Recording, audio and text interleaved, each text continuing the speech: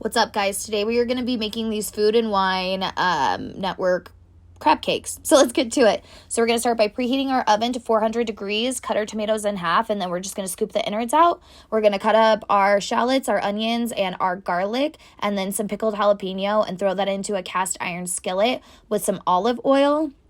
And then we're just going to mix all of that together because we're going to bake it in the oven, but we're also going to cook it on the stovetop. So this is why I'm using a cast iron skillet, because it can be used for both. So once we get all of that mixed up, we're just going to throw that in the oven. And while that is cooking for 15 minutes, we're going to cut up the white parts of our green onion and then some more pickled jalapenos and put them in a bowl. We're going to take our white fish and put it in a food processor, and then we're going to throw it in that bowl with the vegetables that we just cut up.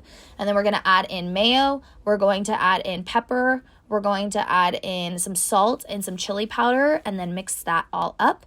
And then after we've mixed all of that up, we are going to add our lump crab meat. You can use whatever kind of crab you want. I did king crab, but it's completely up to you. The king crab was amazing, but also that's not in everyone's budget, so I completely understand. So we're just going to mix all of that in, and then we're going to take our gluten-free panko breadcrumbs and mix that in there, and then we're going to form our crab cakes after. So on the Food and Network, it said to press the breadcrumbs on top of it, but I think it turned out super well by doing it this way because it almost held it together. So we're going to put those crab cakes in the fridge for 30 minutes and let them rest. And then once our veggies are done cooking, we're going to add in our chicken broth, and we're going to cook that on medium-high heat for about 8 minutes until about half cup has disintegrated, I guess.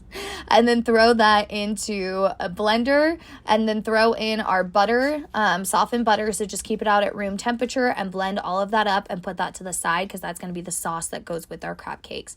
While you're doing this, preheat your air fryer to 400 degrees for 5 minutes. And then after the 30 minutes, we're going to put in our crab cakes at 375 for 8 minutes. And then after the 8 minutes are up, we're just going to check them, move them around, make sure they're not sticking, and then do the same thing for another 8 minutes again.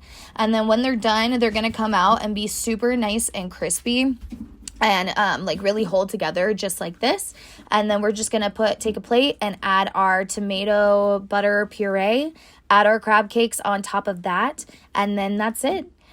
These were literally so delicious, so freaking tasty. I would suggest making these. I'm probably gonna make them again just because they were so freaking good. But if you guys like this video, rate, subscribe. Dailyrecipesco is our website, and bon appetit, y'all.